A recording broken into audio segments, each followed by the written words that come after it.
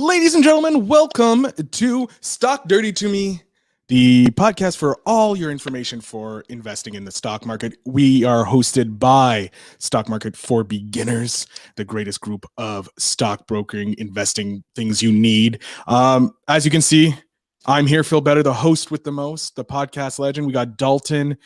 We got Dalton over here, and then we got Tony down here. We're going to bring them on quickly, get this off to a great start. So Dalton up on the hot seat. Dalton, how are you doing this week in the stock market? Perfect. I'm enjoying all of the rainy weather. It's actually pretty terrible, but other than that, it's been a good start to the week, I think, as far as markets go. Okay. Tony, we're going to bring you up here. Tony is our Warren Buffett soon to be, if I like to call him that. Tony, how are you doing in the market? How are you feeling with the market going today? I wouldn't say Warren Buffett, but the market, it's going great. Having a good day. Everything's up. I mean, if you wisely invested into the stock market and you made wise decisions, you probably had a really good day today. So yeah. That is true. Today was a good day. Berkshire Hathaway I'm probably mispronouncing the name, but anyways, they released some their annual letter from their stockholder meeting that they have every year. Some interesting things were said. You posted that in the group. So Tony, you did that. Tony, we mostly made fun of them. Yeah, of course, because they're thinking old school when it should be talking the new school. Tony, something big, personally for me, something big happened this week. Last week, ending the week off. My favorite sport, or one of my favorite sports companies, the UFC, went onto the stock market with an incredible opening evaluation of close to $10 billion. Yeah, they went in through a SPAC, right? Mm-hmm. Through Endeavor, was it? I believe so. What is your take on this? This is a company that is in the MMA world. Do you see other companies, maybe like other sports teams, going onto the market? Well, I love UFC. I think typically though, sport teams they're not usually publicly traded because they tend to make a lot of money anyways. It's true. Like all the NFL teams. Except for one. There's one team that is actually the Packers. Yeah. But as far as UFC becoming publicly traded, I mean, they went the route of a SPAC where they're kind of going around the traditional IPO process to get listed faster. Mm-hmm. And it's dangerous to jump in on those right away, because the thing to know with SPACs, and I did an episode on SPACs, is a lot of the initial sponsors and investors, they solely get into buying a company to bring it to the market very quickly within a short amount of time. And then as soon as the price goes up, they're out. They're getting their money back, taking profits, and they're done. So a lot of those sponsors of SPACs, they're creating essentially a shell company to buy a private company and bring them private. And their sole purpose is to make money fast. And that's why SPACs have an expiration date on them of typically a year and a half, 2 years. I think the tops is 2 years, or else the investors get their money back. So you got to be careful when you're jumping in on a SPAC, because a lot of these are just pump and dump schemes. They're trying to make quick profits and get out. If it went to an IPO process as UFC and did it the right way, I'd probably be like, yeah, maybe I would get into that. But I don't know. As a SPAC, I think I'm going to sit that one out. All right, we'll bring on Dalton here, our Canadian Warren Buffett in the making, from Banton Court Capital. Dalton, what's your opinion on the way that the UFC went about becoming a publicly traded company? Well, everything Tony said is 100% correct. So any type of, I would never touch a SPAC personally, because it's exactly what he said. It's a group of very, very, very, very wealthy investors that come together to form a publicly traded company, and then they go and they hunt for a private company and try and take them public. And usually, what they're searching for, these SPACs, is they're looking for something that's at the pinnacle of popular culture, right? So whether it's flying taxis, like some of the guys are doing, or electric vehicles, or UFC, it's usually something very, very popular, or something on the next level of where where the future is going, where life is going. So it's typically they're not in any way the greatest investment decisions for that reason. Most of what SPACs are going to buy and take public are going to be companies that are hurting for cash, which is why they need that cash in infusion, and they need the lack of oversight that comes through going public through a SPAC, because you'd have to go through a lot more scrutiny and disclosure if you were to go do a IPO, and you might not get. The reason why USC doesn't go through a IPO is because they're going to go up to the bank, and all the big banks are going to be like, no way, no, this is too much risk. If we buy these, all your shares at a valuation of 10 billion, guess what? We're going to have a hard time turning around and selling that on the market. So it's a little bit of a different route, and typically, as Tony said, these guys, they get together, they pool their funds, they go buy something, and then they start dumping shares. That's how it happens. And Endeavor has actually gone up, and the reason for that is because as of right now, at least, there's more retail investor demand than there is for the insider selling. And like I said, that only happens if you pick something that's very, very high up in popular culture. Yeah. Well, it's something that's interesting because Warren Buffett even talked about SPACs in the annual shareholder letter that he sends out, and at the event, saying that it's making it his job harder for them to buy these great companies at a great price. So it's interesting to see if more companies are going to do this SPAC or they're going to go the old-fashioned way. Depends on how greedy, I guess, people would be. Would you say? Yep. I would say you probably see a lot more small and regional sports league like the UFC. You'll see a lot more of those go public. All right. Now, we have a topic that's kind of popped up here and there with the cryptocurrency, because we've been getting a lot of cryptocurrencies questions, but something that I'm interested in hearing about, and just maybe something you know about. We do have a video for this, so we'll play that. But what is an NFT? Why should we invest in NFTs? Should we not? Do you have something you want to put on that, or do you want to just jump to the video right away? Yeah, I have a little bit to say, but I did write the article on NFTs and dApps, and I'm looking at NFT marketplaces like a lot more now, especially Rarible. And the thing with NFTs is, so they're non-fungible tokens, and I had an argument with somebody in the group about NFTs, and he was like, NFTs are going to be the future, digital art is this and that, and I'm like, and the first application of NFTs right now is images, is digital art. Yeah. And the thing with that is it doesn't make any sense, because people are buying for thousands of dollars these tiny little pictures, moving pictures, and all you do is watch them on your phone. Like, I have plenty of artwork here in the house, but they sit on my wall, and I can look at them, I can touch them, they're fungible.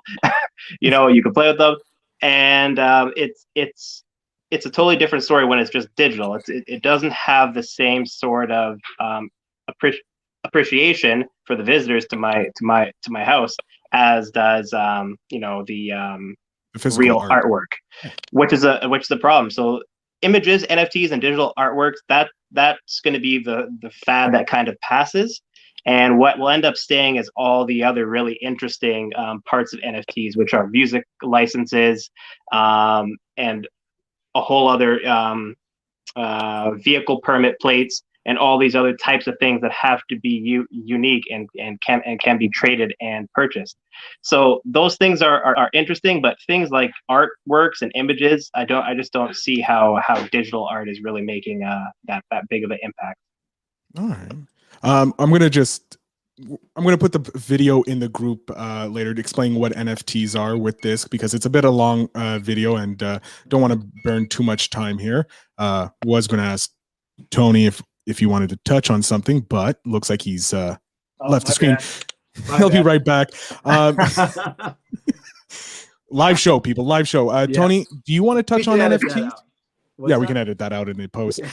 What do you think of NFTs? What are the future applications for investors with NFTs, or are you not touching that? I'll be honest, I really don't know enough to to say anything. Like I would agree with what Dalt said and what the video you're going to show says. I'm not educated enough on the subject to really give an informed opinion. Okay. Well, something that you are educated on and you've spoken highly about is these crypto situations and altcoins. Recently in Turkey, there was like I think it was $2 billion scam, or like somewhere between $2 to $6 billion scam with 62 people arrested.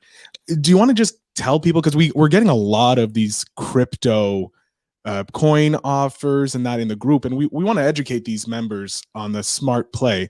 What is your take on how we should invest in crypto? Well, I think one of the biggest things is make sure you're buying from a very reputable crypto exchange. Obviously, this happened in, I think it was happened in Turkey. Yeah. And I read it a week ago. I can't remember all the details, but I know it was like 60 people were arrested.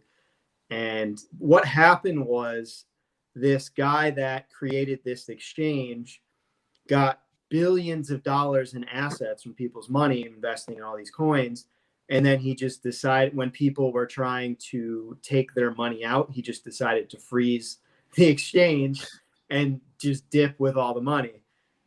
Obviously, it didn't work out for him in the end. But this is the risk of buying crypto. One, it's not regulated by any governing body or central bank. Two, there's a lot of really shady exchanges out there that there's so many of them that I never even heard of until the last couple months. And a lot of them, there's no guarantees if they could be hacked. A lot of them do get hacked, and your crypto is gone forever because there is no FDIC or SIPC insurance to protect you if someone steals your crypto, like there is with money in a bank account or a brokerage account. There's no FINRA or any type of governing body. So you have to be really careful and go with reputable exchanges and that's why I use Coinbase, even though they're higher fees. They're known for their security. They're reputable. They're the largest in the US. I know Binance is a pretty reputable one. So you just got to be very careful where you're buying your crypto and also what kind of crypto you're buying.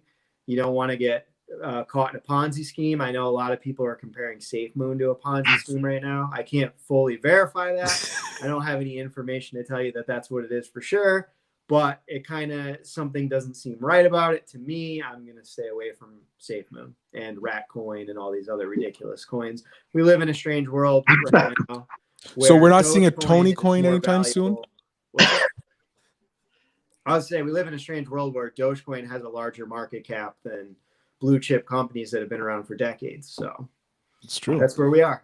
So we have our first question from a regular follower. We want to shout him out. Patrick, his question is, what will be the impact of Apple's privacy policy on ad revenue when ad revenue played a major role in Google, Facebook revenue in Q1? It's a good time to invest in FANG or wait. I have no idea what FANG is as an uneducated person in the stock market. So, Tony, first off, what is FANG and should we be investing in it? And then second part is what's going on with Apple and what they're doing. If I'm not mistaken, FANG is just an acronym for the major mega cap companies like Facebook, Apple, Google. I'm not sure what the N is, maybe Netflix. I don't know. But it's the major market. According to Dalt, it's Netflix. So at least we have that. It's the mega cap companies, like the big time players. And now I can't remember his question. The privacy. I don't know. We'll just leave it on screen. There we go. I don't know. I don't know what type of impact it's going to have because I don't know what Facebook, how much Facebook is actually affected by this. I've seen some of our members bring this up before, and some of them adamantly arguing that this is a big deal. I just don't know enough about it. It doesn't. I think that this is going to work itself out somehow. I think eventually Apple and Facebook are going to realize that they're going to lose too much money and they're going to come to an agreement because they're both going to be affected by this. So that's my take on it, but I don't know. So is it a good time to invest in FANG or? It's always a good time to invest in those type of companies. Especially if you're going to buy them in an ETF, maybe not individually, because I know the market is very high, overpriced right now. But it's always a good time to invest in indexes that have those companies in them, and those are heavily weighted companies in most major ETFs. So Excellent. We're going to bring Dalton on. He's going to give us his opinion while you take your nice sip of that beer or apple juice, depending. Apple juice, come on. Same question. Got to be a little PG here. What will be the impact of Apple's privacy policy on ad revenue for the big guys? And is it a good time to invest in FANG? Yeah, well, always a good time to invest in Facebook, Apple, Amazon, Netflix, and Google. I don't think there'll ever be a bad time. My favorites are Google and Facebook, just because of the stranglehold Google and Facebook have on the whole world, whereas Apple is kind of a U.S., Canada, North America specific sort of brand. 80% of all iPhone users are in North America, something ridiculous like that, and only 20% of the world actually uses that. So once you leave North America, Apple's kind of a non-issue. Mm-hmm. So my favorites there will always be Facebook and Google because they're used by people everywhere.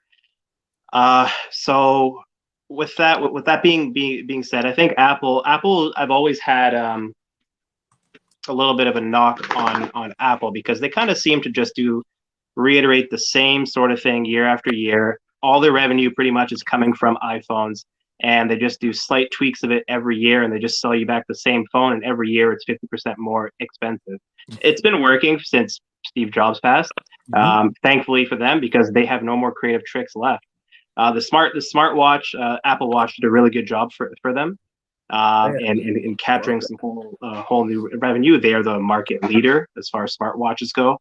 Mm-hmm. So privacy policy, I'm not too worried about it. These little things have a way of just kind of passing under the rug. How many times have I seen, Google CEO in front of Congress, Bezos in front of Congress, Zuckerberg in front of Congress, Tim Cook. Zuckerberg doesn't like to get in front of Congress for obvious reasons.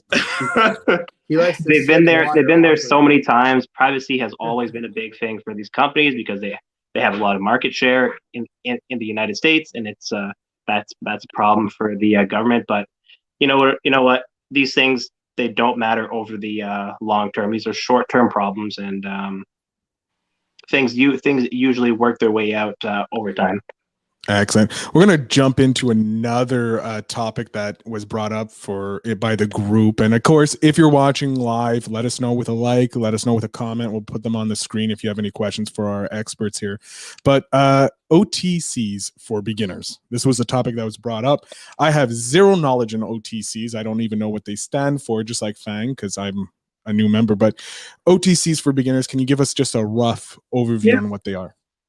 Yeah, so OTCs, so that's the over-the-counter market in the United States.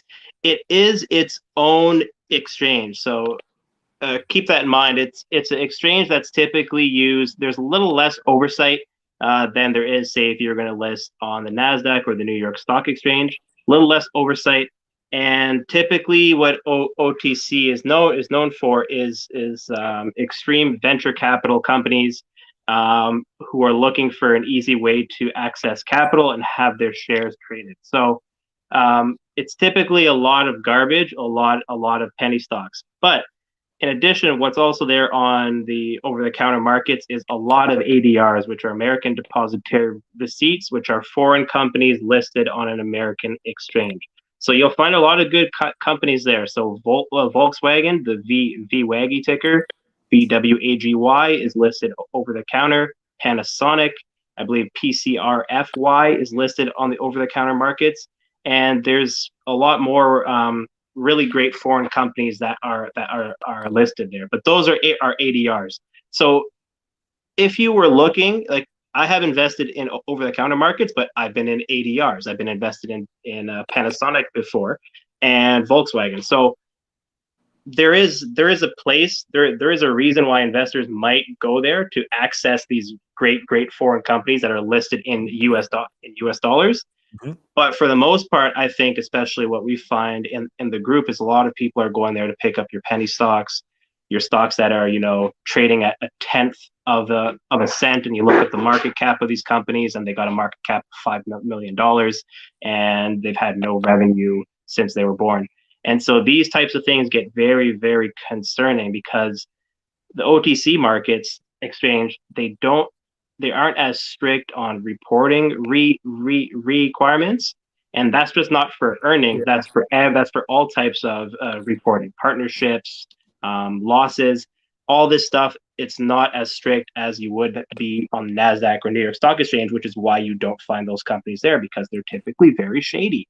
So everybody has to really keep an eye out for that. Too. Sorry, I was All gonna right, say the pink sheets are the ones you probably want to stay away from, because those are the ones that there's no financial information available, and it could be someone having a business in their shed. Exactly. You know what I mean? And they could say that they're making $100 million a year, and they're making $20,000 a year. Exactly. So you got to be careful for stuff like that. Well, that brings me up to something that's interesting, because I was watching something on Netflix recently called the China Hustle, which talks about how it talks about that because of you. You told me about it. Well, me or him? No, you, Phil. Oh, that's right. Yeah, it was one of the recommendations, and it talks about how some of these Chinese companies use the OTC to get into the market, get all this money, but through satellites and boots on the ground, you find out that they're not doing anything. They're like you were saying, Tony, they were just in their garage making maybe $20K a year when they're saying they're making like $40 to $70 million. So it's interesting that you're warning us, Dalton, saying if you want a good overseas company like Panasonic or Volkswagen, you can find them on the OTCs. What do you use the OTCs for anything, Tony? No, like he said, you could buy good companies. I mean, clearly Volkswagen, there are well-known companies on the OTC, but and like he brought up with ADRs and foreign companies, a lot of times foreign companies, especially China, they'll use those and get SPACs to sponsor them to become public, and they're nothing. They're like you saw in that video, they're just an abandoned barn, with a bunch of garbage laying around, and there's no products, there's nothing, and people are getting scammed into these. So you just got to be real careful if you're going to invest in OTCs. And I didn't mean to cut off Dalt on that at the end there. I'm sorry. I apologize. No, you were right. You were right. I just wanted to warn people, because a lot of people look on pink sheets, and you have to be really careful because you have no idea what you're buying. And there's multiple levels of OTC. I think, you have an upper level where they do have some legal responsibilities. They have to report their financials and certain things. And then you have different tiers of OTC, and they do sell bonds on OTC. There are stuff on the OTC that trade at lower volumes. The price may be too low to be on a regular exchange, because the NASDAQ and the New York Stock Exchange have price limits. You have to be trading at above a certain price per share to be listed. So there are good companies. Don't get me wrong. I'm not fully bashing OTC, but most of them, I don't know if it's safe to say 90%, Dalt. I mean, what are we saying? Most of them are garbage, At least 50% are garbage. We'll go with that. We'll split it down the middle, which actually brings us to a question from a user. Which is a lot. Yeah, it is. Yeah. They're asking, sorry, they didn't sign into it. They're asking, what is the best OTC you can recommend? And they want to thank us for sharing. It's our pleasure to do this show for you guys. So, Tony, do you have any recommendations for a good OTC that you can recommend? I'll give one, and I'm not recommending you buy it, but I'll tell you this was the best one, in my opinion, is probably Volkswagen, and I can't think of any other one. So back to you. We'll bring on Dalt, who probably knows more about the OTCs and the stuff there, because you've traded on it. Dalt, best OTC you can recommend? We're not advising people to buy. This is purely educational. These are just advice from two guys who have been in the market long term. They understand it, but you're always advised to go speak with an actual financial advisor when you're making these things. These are just our opinions. They have no weight whatsoever. Do not sue us, pretty much is what we're saying. So Dalt, what is some of the OTCs you can recommend for our listeners? I would agree with Tony 100%. There's only one article that I've written on OTC stock over the last 12 months, and it is Volkswagen. So Volkswagen, they're gonna pass Tesla. Tesla had a really good first quarter. I was very, very surprised that they're starting to fight back. But again, any fight put up from Tesla can just be Volkswagen can do that in a couple of weeks. So what it takes three months Tesla to do. So Volkswagen is going to be the best probably OTC stock moving forward. They will always be, even when Volkswagen passes Tesla in EV sales, and that will happen by the end of next year. There's no doubt about it. But when that happens, they're still going to trade at a discount to Tesla because of the shady business they got into with their diesel cars and the emission scandal. Which there's an episode on Dirty Money on Netflix in which I would highly suggest you watch. But continue, Dalton. They'll always be at a discount because of that, because there's always that inherent risk that they are doing something shady behind the scenes. But with that being dead, and a fossil fuel ban coming, you have to figure, well, there's never going to be an emission scandal ever again, right? So there'll always be a discount because of that, but they will pass Tesla in terms of EV sales, and for that reason, they have to be one of the best stocks as a whole on the over-the-counter markets. So we thank you for watching, and of course we thank our amazing panelists here with the knowledge that none of us have, but they're sharing it for us after years of learning it themselves. Moving forward, we got 3 minutes left. Dalt, I'm going to let you let everybody know where they can find you, how they can contact you if they want more. And you do have your blog, which I think people should be reading. So how about you just shout yourself out? Yeah, so you guys, you can always find me in the group. I'm always the guy commenting on someone's post, making them really, really angry because I'm correcting them. But I swear it's for everybody's own good. And if you listen to what I'm saying, I'm telling you, you will make a lot of money and your trading results will improve. And I also share all my articles that I write on Sundays and Wednesdays in the group, but you can always find them at banningcourtcapital.com/blog. I've got over 83 articles now, and so I cover everything from investing tips, trading strategies.